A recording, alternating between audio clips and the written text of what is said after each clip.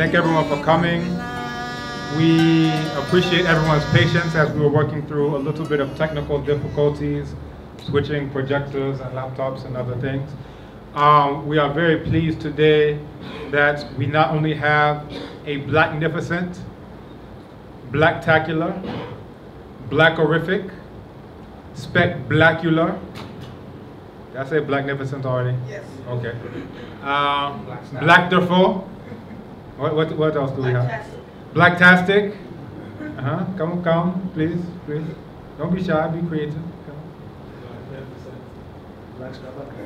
Blackstravagant. Oh, I like this guy. This guy's creative. Blackstravagant film today.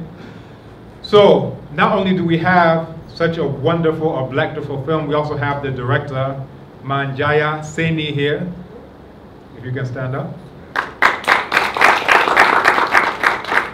So much time, energy, effort, and research has gone into this. So at the end, we'll also have a discussion. So you don't want to miss that. So with no further ado, because we're a little bit behind, we'll go ahead and start the film and enjoy.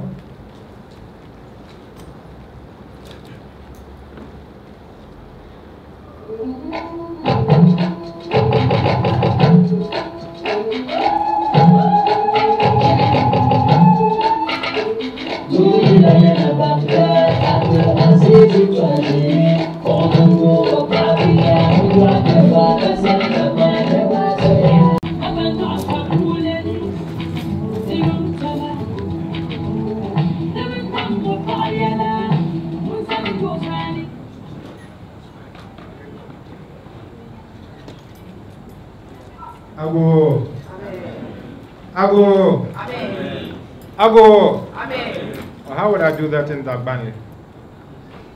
You know. It's the same thing. Ago, Amen. Okay. All right, so I want to thank everyone who came out. This is a very good showing for our very first film. And again, we have our director who is here.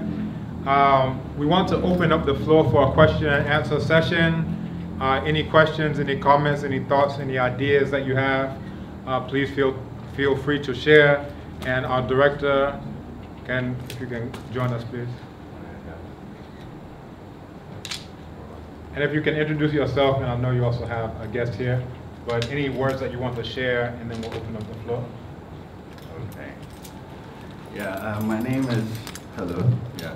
My name is Mandiaya Sumani Saini, and thank you all for coming.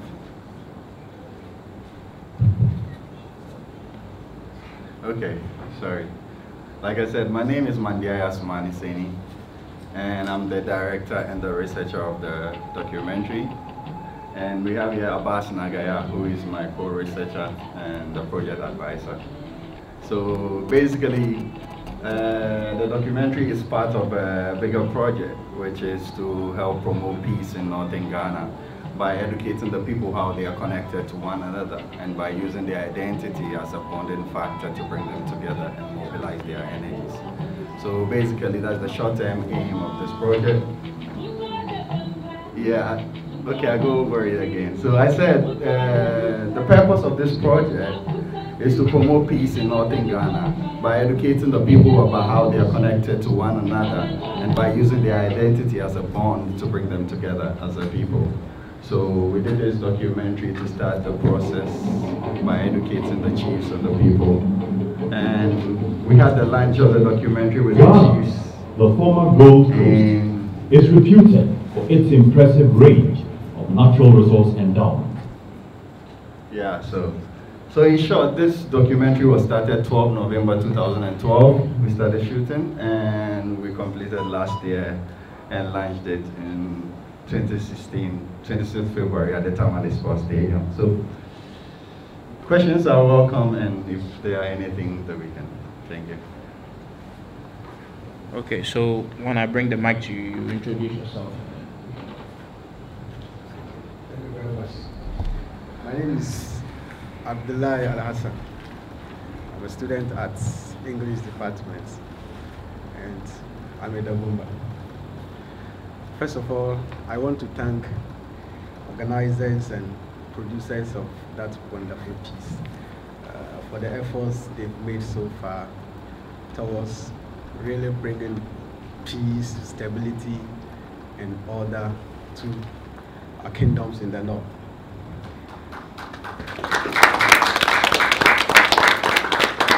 When I saw the advert on WhatsApp, I don't know if the person who shared it is here. I said I was going to come because it will be a platform, a very great platform for some of us to learn. So I'm really appreciative for that. Now my question is, some years ago, Dagbon woke up to a very great fatality that saw the kingdom lose its king. I think that was 2001. Now, probably the Bombers didn't play their cards well, but our people say that we have two jaws. If we are to eat food that is hot, because we have two jaws, we are able to alternate it. If this place is feeling the hot and pinch of the hot food, we turn it to the other, other jaw to, assist or facilitate taking that hot food without feeling too much of the pain. So basically, Dagbon suffered that fate, and we had Mamprou Kingdom and of course Nanumba Kingdom being available as brothers who could help Dagbon to come out of that mess. That was not the first time Dagbon King died or being murdered on account or as a result of chieftaincy disputes or whatever. That was not the first time. It's happened before in the past. How did they solve it? And if we are to learn history to be able to make a headway, why can't we use the same procedures they used in the past so that we'll be able to also resolve this issue? We are told that in situations like that, the royal family members who were potential Yana, they would go to Mamprou for the Nigerian to resolve the matter. It happened before in the past. They went and the Nigerian resolved it. Why is it that now that we even have an example to learn from, we have failed to do that? Why can't the Bombers, royals of Dagbon, go to Mamprou now? That's the Nigerian for him to resolve it. Now, the Nigerian was there when the mess happened. And probably, I don't know whether he did something or he did not do something. But if he did something, probably there could be results. Maybe he didn't do something. The Nanumba, he was there when that happened. He didn't do something. Please, am I talking long? Okay, then the Nanumba also didn't do something. The lesson is, when that happened in Dagbon, and probably the other brothers sat aloof, where was the next destination? As we're speaking today, there's no king there. That same thing that happened at Dagbon has found its way in Bimbilla today. Today, Bimbilla doesn't have a king. Could it be that the next destination will be Mamprou? I don't know, but God will save us, probably. So, my question then is, what has stopped us from using that avenue? That is the Mamprou, the Nayiri. Why can't we go to the Nayiri for him to resolve it? Why the three eminent chiefs or whatever? Why not the Nayiri? Since that has been the best example. Thank you. We'll take a few moments and then and if you can try to make your questions succinct, because again we have the director and wants to give him a chance to really go into some of these things. Any more hands? Okay.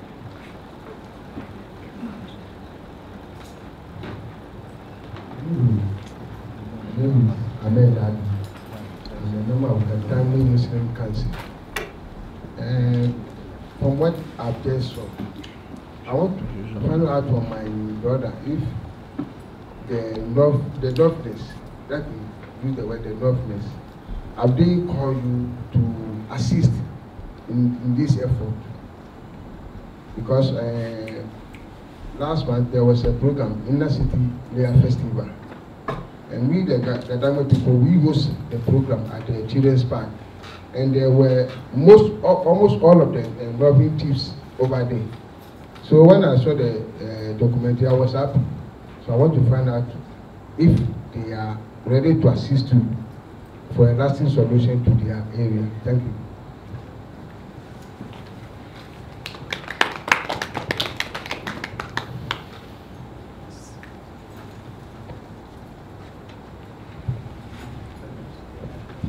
My name is David. Just very quickly, because he's not taking notes, if we can just let him do this. Either we'll do one or two questions one question at a time, or Mine is actually not a question. My name is David Adombiri. I'm also from I'm from Upper East. And when I saw the advert and the documentary I watched, I'm so elated. I'm very, very happy, and I want to commend the director for this good job. And I would have even requested that you have a big forum like National Theatre, where something like this can be showcased.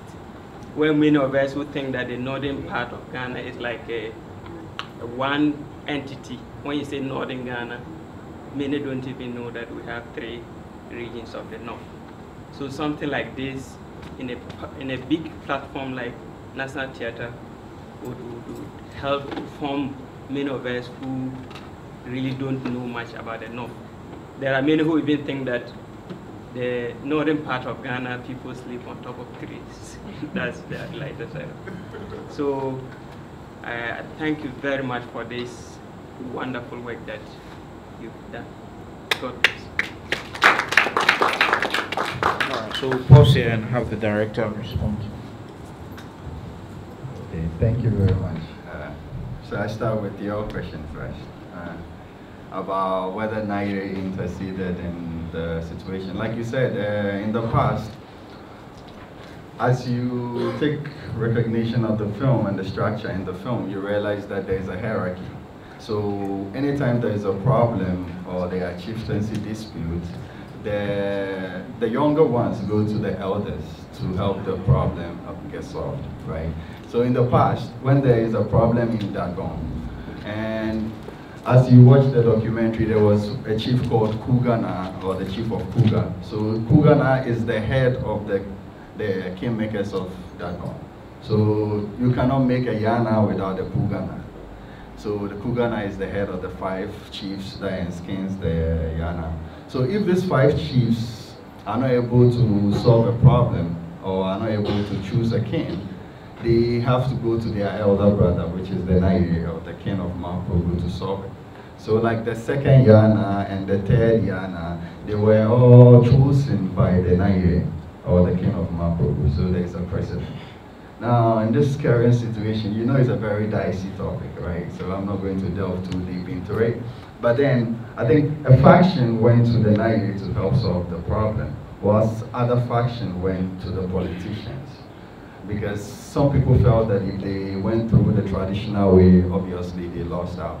So they decided to go through the non-traditional way to get it solved. And that's why some of these problems is not being solved. As you know, you're a Northerner, you said.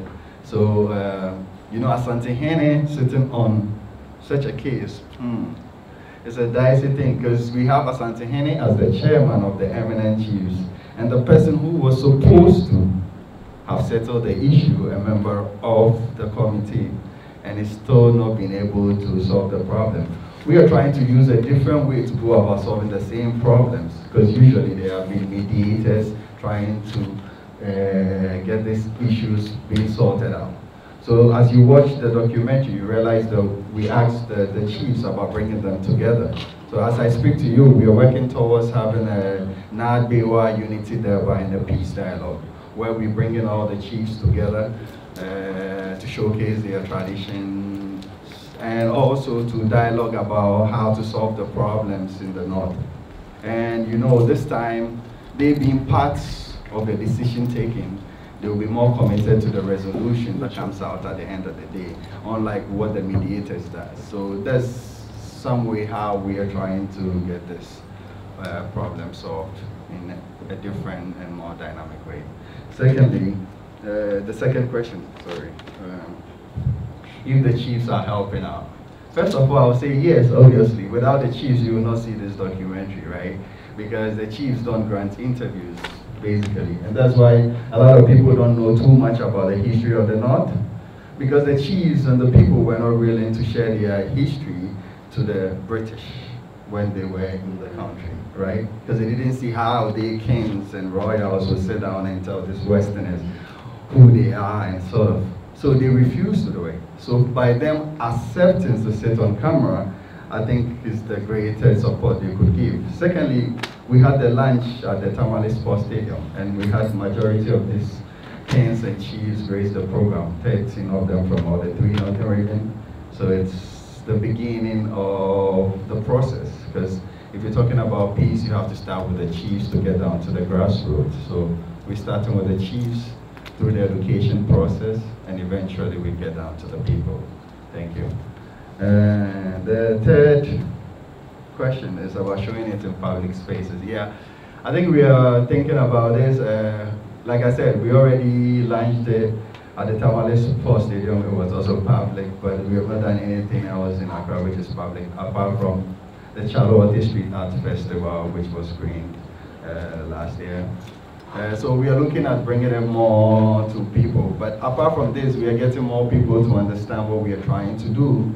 So we're working towards doing like comic books, video games, and feature films, or to get more people to understand the story and keep it more alive in their heads. And since the target is the youth, you know, as we all know what they prefer other than reading. Yeah, thank you. So I think that's very good. And we'll go back around for a second round of questions. Anyone else with questions? Again, if you can keep them short and succinct. So go.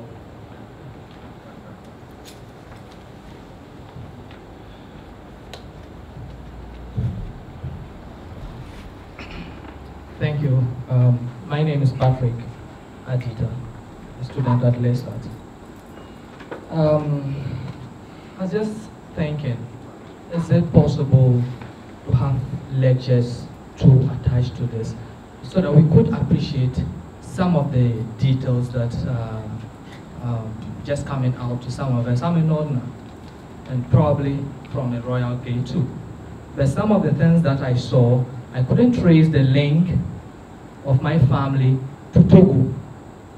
And I've been to Togo on several occasions, but I could not associate myself. I've seen the structures, the buildings, they look so very much like my village. There's no difference.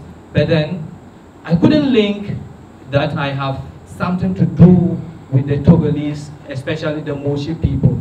But today, I think it's kind of clear to me that at least there's that link. Looking at a university, isn't that too grand? Let us think about starting with a lecture like Nagbewa lecture series, and then we'll have people who are educated. I saw my professor, Professor Nabila, in that episode. People like that could talk on such forums, and then we could get a deeper insight. Maybe it's my suggestion anyway, but I just want to know if you have that in your mind too. Thank you.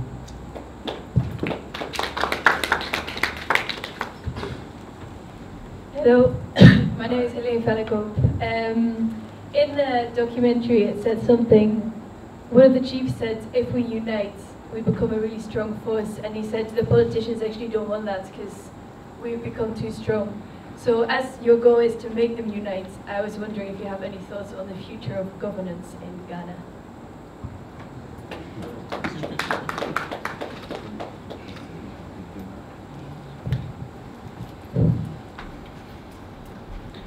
Thank you very much, brothers. I'm Mohamed Siddiq Kaba. As you already know by nationality, but I've stayed in Ghana for a very long time. I just want to ask a question with regards to the link between the Mosi of Ghana and that of Burkina Faso, and the relationship between that of Togo and Ghana. And looking at conflict resolution, why not use these international relatives to be able to solve the conflicts in one country? Because we have seen an example. For example, in Sierra Leone, we have the Madingos. We have Madingos in Liberia, Mali, and all these countries. There was a conflict between the people of, among the Madingos in Kwenadugu. So the government was not even able to approach the area, but they were able to connect with some brothers in Guinea who were able to come and cross the border, although they have to go through visa to go to another country to see your brother. Because they were one people before the devil divided them, so I don't know. So they came in and yeah. So yeah. Now because you know the description, read the Bible and cry, you know who the devil is. So that's why I use the word devil. I'm sorry about that. You see, but that's the description of devil. You see, so before the devil divided them, they were one people. For example, the Mandate Empire extended almost of West Africa, everybody knows.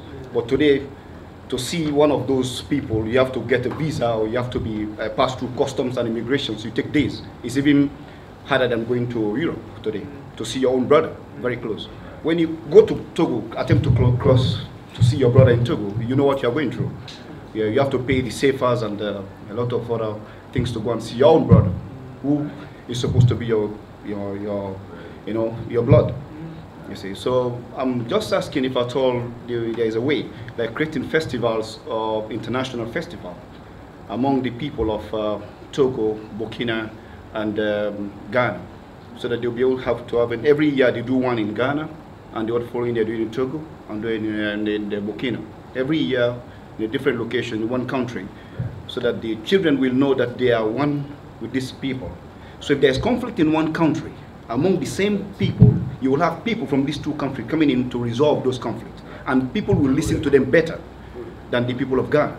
If you are at Dagomba, this one is at Dagomba, you have conflict here, your brother cannot solve it, his own brother cannot solve it. But somebody from another country who is the same relative with you will be able to come in, you speak the same language, you understand each other. You'll be able to solve, and they come and solve it very easy. So I'm just asking if things like that are in mind.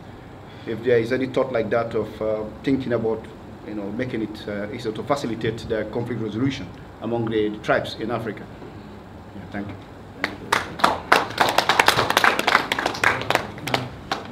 That's a figure. We'll take one last one and then we'll come around. We'll do another round after this one, just so we can. Yeah, thank you. I'll start from the bottom. I'd like Abbas Nadia to join, so some of the questions will be directed at him also. Yeah. To start with, about the festival and using their relatives as mediators for solving the problem. Like, initially, I said that we are having an Adbewa unity thereby in a peace dialogue. And this is supposed to be a festival where it's bringing all these people that you saw in the documentary together to sort of forge the unity, the bond, and celebrate their diversity at the same time, what binds them, like what unites them. At the same time, they are going to be a peace dialogue where the chiefs themselves, so we have the international siblings, as I will put it, come on board on that platform to work together to solve the problem. I like what you're saying about the fact that maybe they coming from outside will help solve the problem. But the Moses are junior to the Dagombas. And up north, age is important, hierarchy is important, and you cannot do one without one. So in bringing them in, it will be good to bring like the Monaba and the Chief of Jagba to be part of the process. But the ideal way will be to allow their elder brother to mobilize them to solve the problem. And that's what might bring a lasting solution to the problem, because it has been done before. That's what I believe personally, and that's what we're working towards it. So we're still in contact with all the other chiefs from all the other regions, and we're working on the festival. We'll keep you updated on that. We can see how we can work towards the whole piece. Thank you. If you have anything to say about this. Okay. Good evening. Good evening. The issue about the politics, right, in Africa, it's a very dicey question. Actually, before starting this project, we thought, when we are done, the government's supposed to fund it, they're supposed to carry it on their shoulders. It's supposed to be an easy thing. That was our mindset. But up to now, we have NPP and NDC. It is believed that one sect supports a different group up north. Another sect supports another group. So this documentary nobody wants to come out to support it. Even if the person wants to support it from government, he doesn't want to do it physically. He doesn't want to be known. So your issue about politics, that is actually one of our biggest challenge, our frustration. Because even if you have an uncle who is in, he doesn't want to, if he wants to support you, he doesn't want you to know, he doesn't want nobody to know that he wants to support you. Because another group may think, oh, they are supporting these people, and these people are the Mampusi, and these people are the Kus. So, but I don't think it's going to stop. It's one of our biggest challenges, because we thought this one was a done deal. Everybody's supposed to embrace it, because it was an hypothesis. We didn't have any prejudge. We didn't want to narrow it down to a particular tribe. If you could see, we went to every place, every ethnic group, and they were welcoming. We went to the Kusasis, they were welcoming. It's like they were all willing to accept that Nagbewa is their ancestor, and if it's their ancestor, why can't they come together? So with them, they want to come together, but politics will not, I don't know whether we can overcome it, but that's our biggest challenge. And with the lecture series, actually something that we are working really hard for. I mean, we've been here is also something like that, something that we want to push really hard so that we can, you know, get more people involved, have more lecture series, because that's the only way we can actually get our voice out. Initially, we didn't think about that because we thought with this, maybe one government agency can just, and it's a done deal. So we have to revise our notes, and like, so this is actually one of our biggest platforms that we want to build on it, because this is the only way out for people to actually get to know, because this thing Spanish, we even want to show it in all the regions that we went to, because you said, oh, after that we should come for them to see what we've done. But you know, funding is an issue, because going through all these regions, we have how many people? 18. We had a map and a pickup truck. That is all. So it's very difficult. Yeah, if I should tell you the behind the scenes, that's another day. You should sell the outtakes to all the behind the scenes. Yeah, this is another story. But like, yeah, so far, I mean, politics is the biggest challenge. Yeah. It's a hindrance. It's a nuisance. Thank you. Thank you. Okay, before we go on, I'll add to what you said about the university being grand. So, yeah, sure. Yeah, we don't see anything too big, let me be honest, right? Because putting this together was also, it seemed very easy from the beginning, but it wasn't easy. And you can't imagine the investments that you're seeing in my shady. I'm a first-time filmmaker. I'm a self-taught filmmaker. I never studied film. He also didn't study film, but we decided to pull it all together because our target is the youth. And even though initially we wanted to write a book, we felt that the best way to get people to understand or to know about this history in the shortest possible time is video or film. And so we did this. But as part of the process, we also recorded a soundtrack with Sheriff Aguno. I don't know if any of you heard it, the Nagbewa song with Sheriff. And it's also supposed to help the process of education. And if you go up north, the song is very popular. And it's based on the documentary. And so it's supposed to get people talking about the story and seeing themselves as one, even though they've not seen the documentary to begin with. So by the time they see the documentary, or by the time we do the Unity Deva, they are into it already. The university, we already have 50-acre land up north for the university already.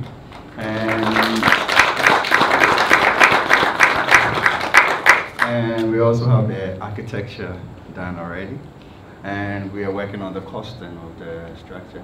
So like I said, for us, I think we believe in impossibilities. And we cannot wait for people to do things for us anymore. As Africans, as a people, we need to step up. This is what we believe in. And this is what me and my people believe in. And this is what motivated us to start this initiative in the first. Because I remember when we started, Abbas after school says, hey, I want to do something for myself. I'm like, hey, I want to do something for myself. Let's do it. And now we all got cash strapped on the way. Every family member like, hey, get a job, man, get a job. Man, for 5 years we refused to get a job. And for 5 years we spent every dime into this because we believe in it. Because no matter what happens, there's going to be a peace in the North. This is what we believe in. And we're going to, like Sheikh Guevara said, nothing is worth living for if it's not worth dying for. I'm ready to die for this. I'm sure he is.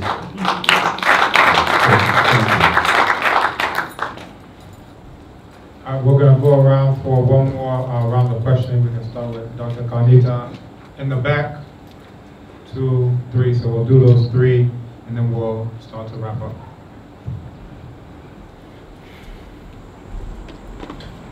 Thank you again. This is really, really very exciting. When I got the email from Dr. Cambone, in my rush and my excitement, I neglected to get all of the details. So I was trying to upload it to my WhatsApp group, the Wellness Community, so I can put out information about this. And got the information out, but it was an effort. And the reason why I say that, the reason why I'm mentioning that, is to let you know the ways in which you never know that people are supporting you and they believe in what you're doing. My people come from Madagascar on my father's side and Yoruba on my mother's side. And I'm living here in Ghana. And I'm supporting this project, just trying to get it out, trying to get it out. And because it is very important. And my question to you has to do with the logistics of when you had the people chart. It's to follow it and to listen and to take the information in. But what I wondered is when you do the people chart and then there's the daughter and then all the sons and you had all of that, is there a way to edit it so that you're putting the faces into the bodies? So as you're showing that, then and you're showing it again repeatedly, which was very, very helpful to show it more than one time, to begin to put the faces over the bodies. So that's the first question. Is there a way to do that? The second question has to do with genealogy research, and to what extent and in what way or have you considered bringing in genealogy research, so that when we think of genealogy and DNA, we tend to think of people coming back to the motherland and let's find out where your roots are. But here, there's the opportunity that it might also assist people as we hear them asking questions in the group. Okay, well then who was this person? Well then where did they come from? And perhaps the genealogy and genealogists could facilitate in that way. So to what extent, if at all, you've also considered that? Again, thank you so much. This is amazing.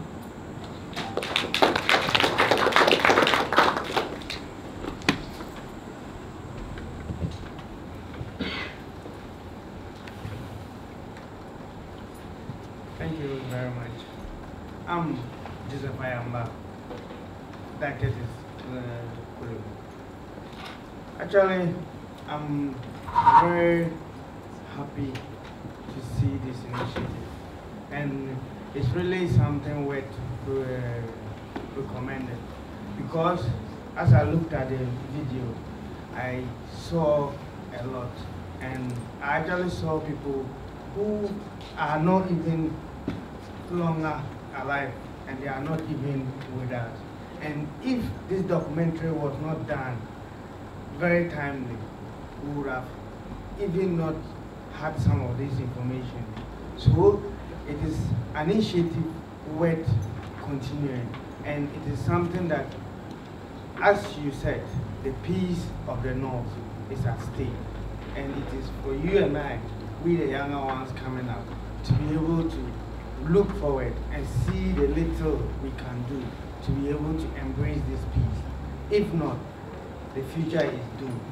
So I really entreat and I really pray for more grace to the elders, for you to, at least the little ones we have, or the small individuals we still have at hand, we should make good use of them and tap the information from them. At least we will be getting somewhere. Thank you.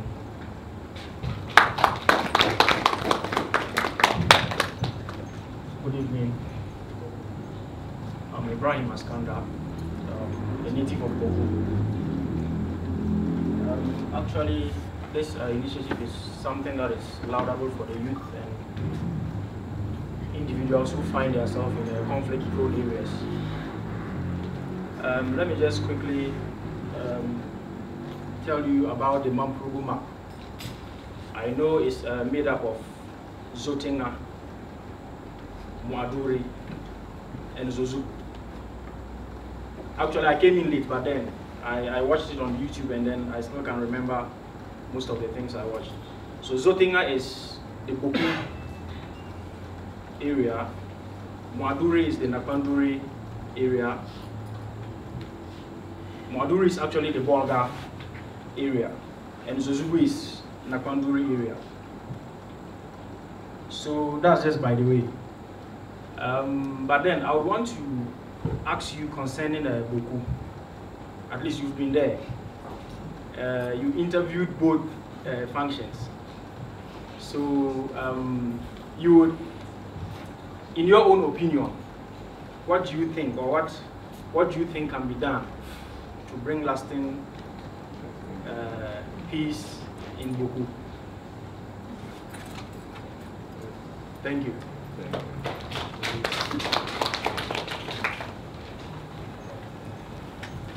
So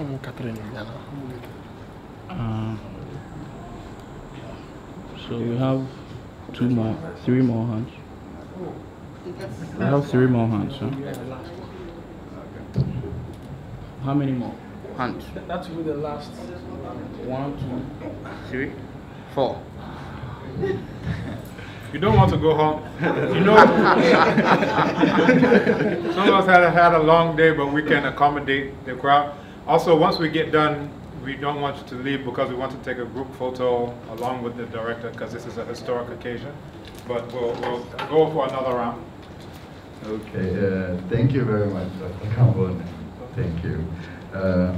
So to your question about putting pictures to the diagram, I think a lot of the pictures are no more available, and some of these people we are talking about has no images left up now. You know, we only have them in historical references and when the Lunces or the Dramas are telling their stories and stuff. So it will be very impossible to put faces to, and you realize that like someone like Tuaje, people even cannot remember his real name, so they call him the Red Hunter, which is Tuaje.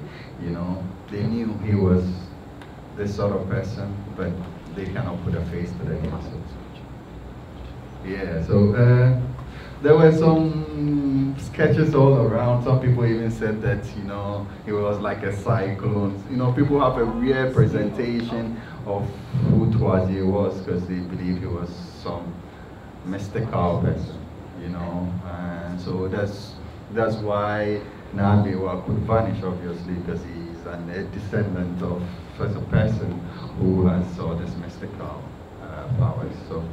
So nobody can actually put a face to the name. Thank you. About the genealogist, honestly, we've not thought about it, but thanks for pointing it out. I think that, you know, in going forward, we'll consider it in ways that it can help towards, you know, preserving the history at the same time, you know, moving on and trying to find solutions to the problems. Now I want to go to Boko. Mr. Boko man, Skanda. I personally want to find solutions to the problems in the north, and I believe that in doing so we should be objective about it. And so the solution, or what I believe in, is bringing all the chiefs together and let the chiefs decide the ways that they could solve this problem. I think it's about time we allow the chiefs to define the roadmap, then have mediators tell us how this is supposed to be done, you know?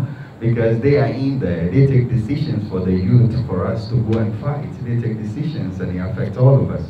So why don't we let them as fathers, as leaders, as kings, come together and say, hey, we are one. So how do you think this problem can be solved? What do you think this problem can be solved? At the end of the day, have a resolution where they can be part of the process, where they can be part of making the things happen, unlike sitting back in their palaces having mediators go around, you know. Even when you whisper to somebody, the message changes. So how much more one person going around with the common information? So this is what I believe, and that's what we are working towards, having this day that we can bring them together to help solve the problem. I think that's the best we could do, and I wouldn't go too much into details about the integrity of it. Thank you very much. Okay, so I think that's all the questions I have at the moment. So we said we'll do one last round, and then we'll vote on it. One, two, three, four. So please let's make it, yeah, snap.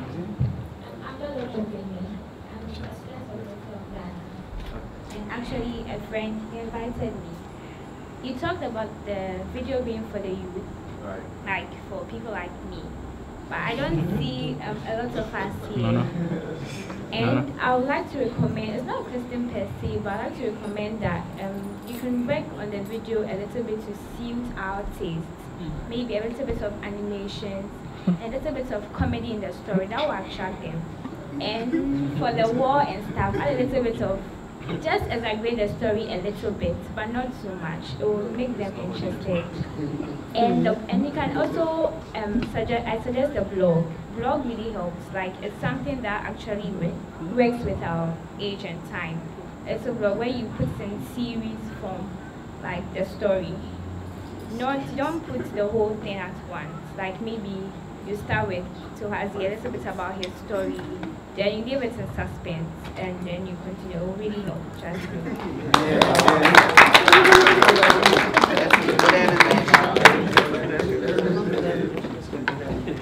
Animation. Okay, thank you very much. But I think there's already comedy in it. You saw the guy losing off it. Yeah. Yeah, there was comedy. Okay, thank you very much. Mine is a suggestion that we, the audience, should take into consideration.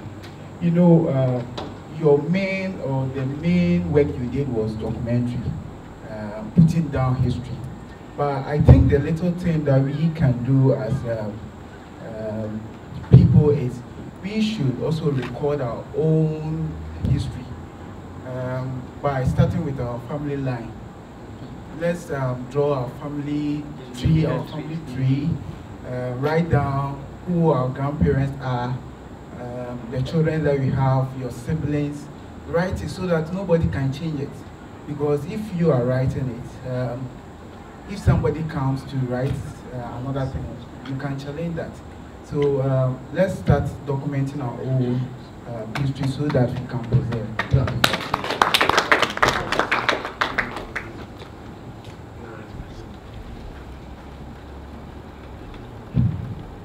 Thank you. My name is Gordon Kondabre. I'm actually in North Natu. I'm from Upper East.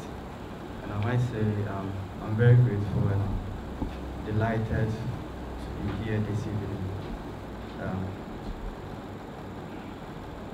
Many times I ask questions about, our past. I ask my parents, grandparents, but all they tell me is that we are not actually from here. And I'm like, so where are we from? And nobody's answering. But today I think I've learned a lot and I've been inspired. And I think what we can do is to elevate it more, maybe through channels, blogs, YouTube, Facebook. All the, most of us, I saw it on my email, student email, then because I saw not, something linking my history, I said I should come and have a gift. But if we can make it more, in a movie form, something that will attract a lot of us, we the youth, what we like to watch, maybe in a drama form, a movie, so maybe we can start with Nabi or maybe a short movie about him, something little that will make more of us understand what you guys are really saying. but documentary is not all of us that would like to watch documentary.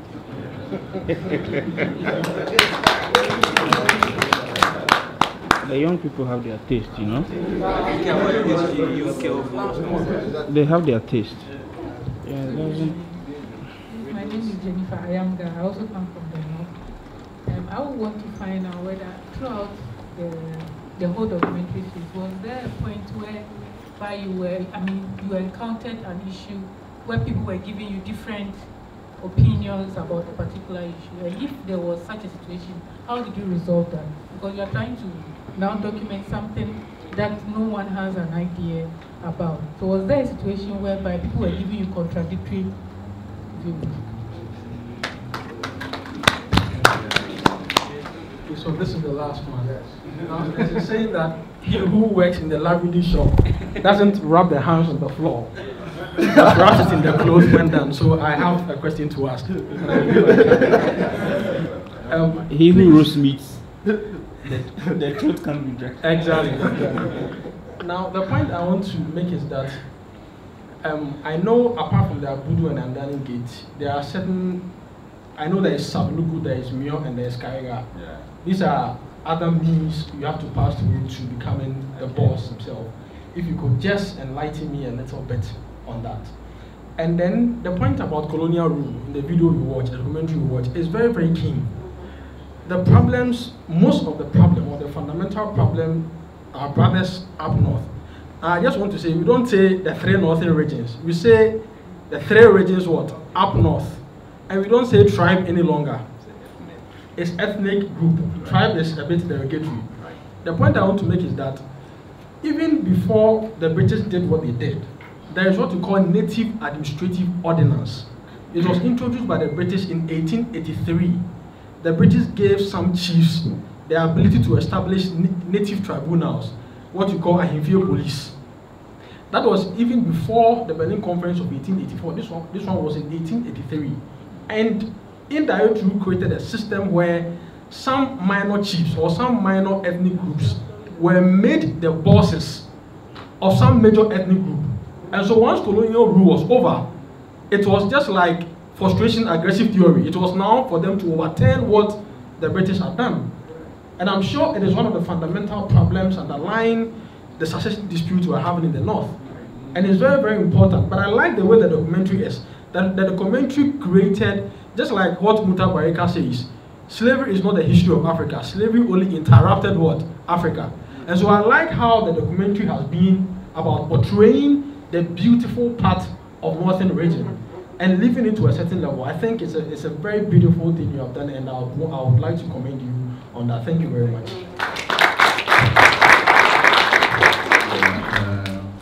Thank you. I will start with your questions first. So from the bottom to the top, about how some smaller chiefs become powerful. I think with that particular issue, I don't want to delve with it. Why? Because we're in Kwame Nkrumah's hall. And some of this problem also came from Kwame Nkrumah, in as much as Kwame Nkrumah had a big vision. He's human, so he also made some errors in going forward. So our people, or the people up north, have their own reservations about some of these problems that came.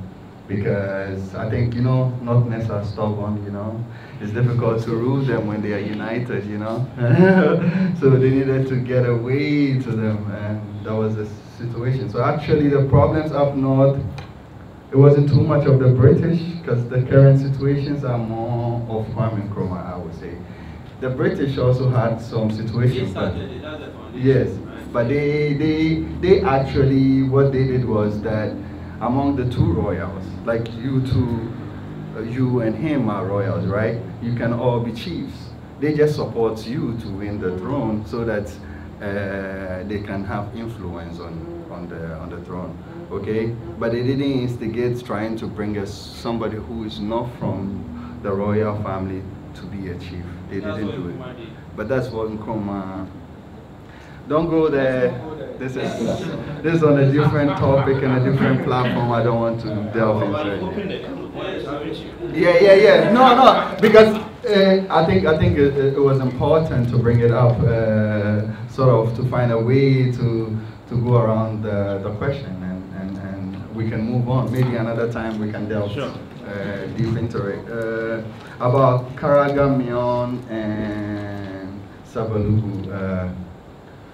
You know, up north, you know, they give birth to a lot of kids, you know. So a lot of royals aiming for the same throne. And in the past, they used to even go to war to settle for who will be the king, you know. And there are times where a certain king is killed by his brother just to be a king. And if you go back to what happened with Asante-Man and what happened with the Germans, you see that they themselves bring the enemy to try to get the other one out of the way so that the other one will rule. And it's simple, that's what happened. So they try to find a way to reduce the conflicts or the problems that arise during chieftaincy issues. So they decided that if your father is not a king, like in Mamprogo, if your father wasn't a king, automatically you cannot be a king. You are cut out of that line. And you can be a chief to a particular hierarchy, but you cannot be a king. So that you reduce the competition for the people at the top of the cycle, right, to avoid more conflict. So in Dadmon, it's a similar case, but then they instituted these three thrones, Karaga, Mion, and Sabalugu, as the people who has to be the kings, you know, because before you be a king up north, you have to be a chief first. You have to go through grooming. So you have to be either some sort of a chief in some sort of town to have gone through the process, so that when you're a king, you're already aware about some of the situations there, so that, you know, you don't come in and just become a king without any knowledge. So that's how the whole thing worked, and so they created these three states, these three territories. So anybody who is in line to be a Yana has to come from these three thrones, or these three chieftaincy outlets. That is Karaga, Mion, and Sabalugu. So if you are not a chief in these three communities, you cannot be a Yana, as simple as that. And that was the situation. About contradictory stuff, it was a lot. The only problem is that, you know, prior to starting the documentary, we did a research on our own, right? So we had a direction. We know exactly what we were looking for, sort of, because we know we are looking for history about Nadbewa, okay? So we asked all the chiefs the same questions. We asked everybody the same questions, right? So you answer the same way, how you are connected to one another, how you're connected to Nadbewa, so that there is no bias, so to speak. So now your response will tell us what the story you've given us is the truth or not. It's like maybe a little investigative piece. So he's here, we did the research together. He can tell you some of the things. I don't want to delve deep into it, you know. We have the information now, so we keep it as it is, but this is the history of Nadbewa that I know, that I researched for. Thank you. So, in moving on about showing it in public spaces and finding other ways to get people. I think we're working on it. Like he said, this is a good platform for us. We started some lectures also. We did some lectures in Europe last year on the same topic. So we are working towards it. It's not an easy process. About recording our own family histories to start with. I like that point. I think for me personally, that's what motivated me to found an organization called Chaka Orleans Heritage Foundation.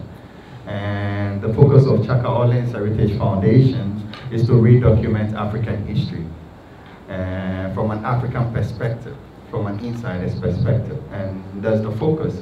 We happen to start with the history of the North, but it doesn't end there.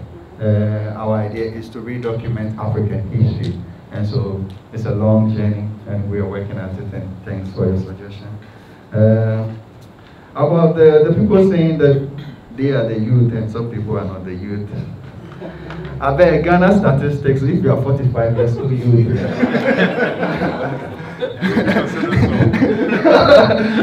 So everybody here, maybe some few people are not youth, but I think majority of us are the youth. But yeah, our focus was first to write a book, you know, and we were saying, our people, they don't read, so let's find another way. So we tried to do the documentary, but as I'm talking to you now, we're working on a comic book and a feature film, all to get to your size of the youth that you're talking about, and to get the history to more people. So we're working on. We have a blog. It's called chakaoles.wordpress.com. Check it out. And Ale Abbas, say a word. Yeah, about the blog.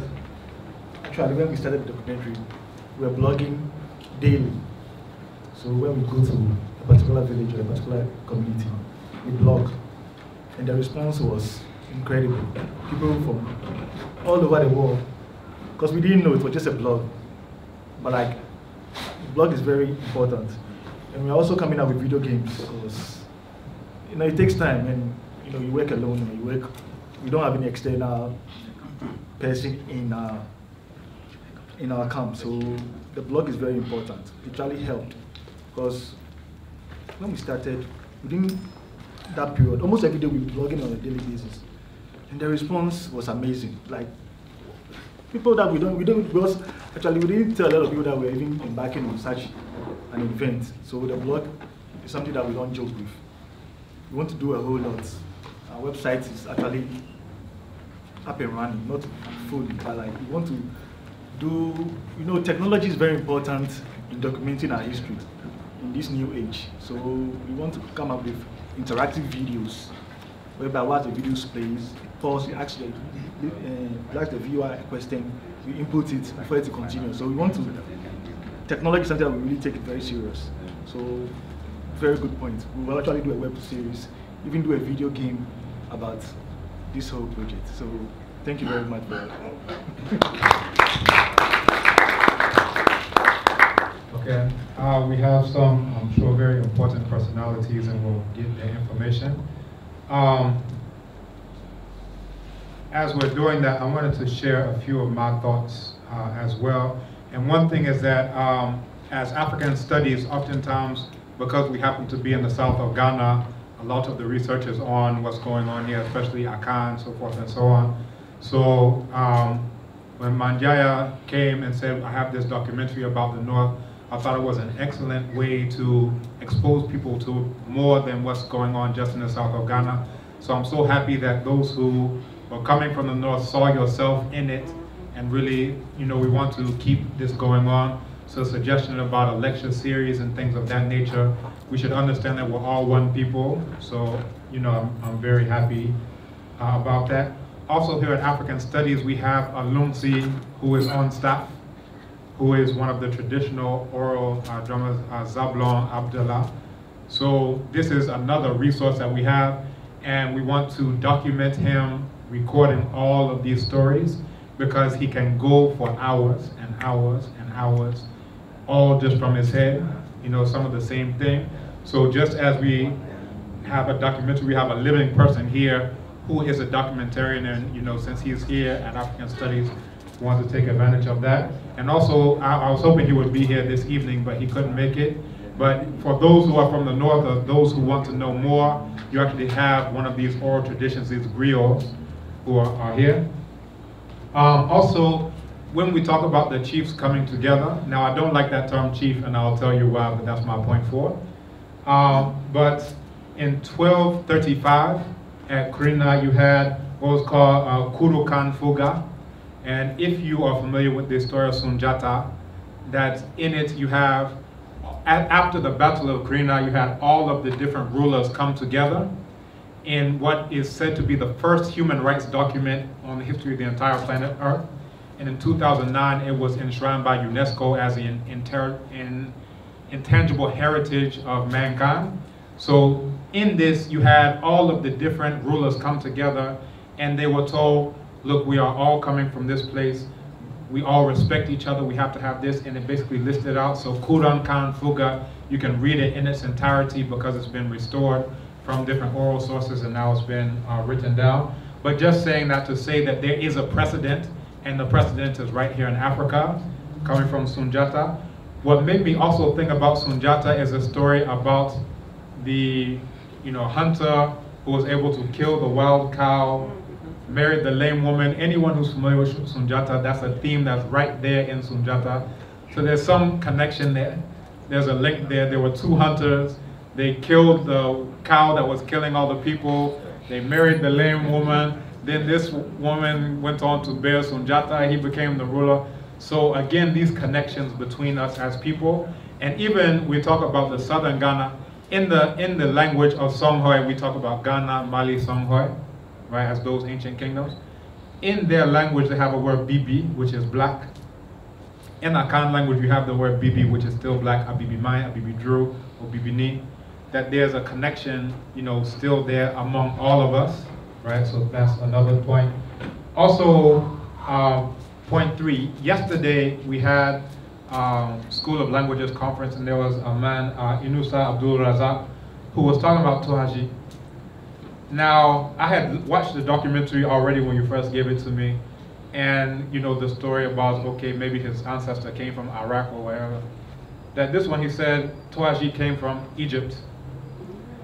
And it made me think about Christians who say that they all come from Israel. It made me think about Muslims who say they all come from Iraq or Saudi Arabia or something, and all these things. So, I want to also look at that one in terms of what may be the motivations for locating yourself outside of Africa, as opposed to inside of Africa, and things of that nature.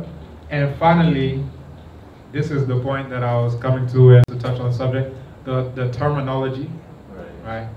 Their English has a way of making anything African negative. So theirs are emperors and kings, and then ours are chiefs. So we use the term chieftaincy, uncritically sometimes, but when we use that, it's the same thing as saying they have forests and we have jungles. They have houses, we have huts. Now all of these are built into the English language. When they say black cat cross your path, or it's a Black Friday, it's built into the language that theirs are elevated and ours are lower. Fetish priest. My mother is a traditional spiritualist. And if you call my mother fetish priest, I will have to show you what capoeira is.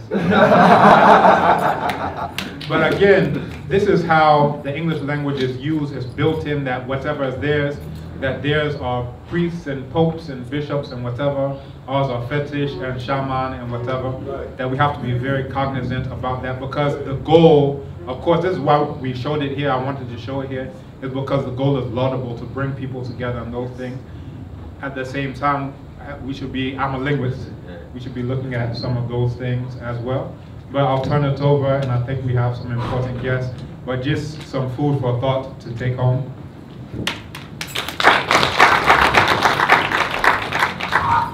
Thank you very much.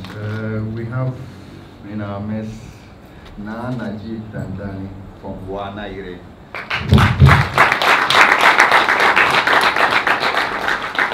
And we have Naba Mohammed, also from Wanaire. And we have Hamid Yakubu, also from Wanaire. Thank you very much, Highness, for coming. Okay, so thank you very much for coming. I had a great time, and thanks for the questions. Yeah, I enjoyed it too. I wish we had the longer time. Thank you. Thank you.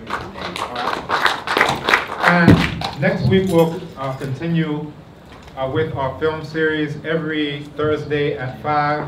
And next week, what is next week's film? Or he doesn't have it in front of him. It's Ancestral Voices. So next week we'll be showing Ancestral Voices, Spirit is Eternal. And what it will go into is the director, he also will be coming here, but he won't be able to be here next week. He goes into all over Africa and all over the world, people who practice African spirituality from their mouth, what it means, what the rituals that they do mean, so forth and so on. So we would like to see the room, again, well attended. We appreciate those of you who are students, because I know some of you may want to go out and party and eat pizza and watch videos or do things that you do, but we want you to spread the word, let people know that for us in African Studies, every single thing we have to ask, how does it relate to African people? How is it relative to African people? How is it relevant to African people? Every single subject is underneath African Studies, as part of African Studies, because we gave all of this to the world. So we want you to be coming, we want you to be telling people what's going on at the film series, and come for Ancestral Voices next time. I want to thank Manjaya Seni. He stayed on me, he said, I want to show the film. Yes. Oh, I don't know the date, let me show the film. So I appreciate his persistence as well. And Abbas is doing the research as well. So let's give them one more round of applause to give themselves a round of applause. I hope everybody learned something very helpful. Okay, and he also has copies of the DVD. So anyone who would like a copy for yourself, whether you are born in the north or not, my name is Kambon. So that itself is a northern name. That's my tie into all of this thing. So yeah, you can get the DVD, and the price is 50 Ghana cedis. They went around in a truck with a map, and they spent more than 50 Ghana cedis to bring this to you. So in the spirit of reciprocity, please try to support in whatever way you can with that one. All right, thank you all for coming. The picture. And the picture, if we can have everyone come up front. Everybody come up front for this historic picture.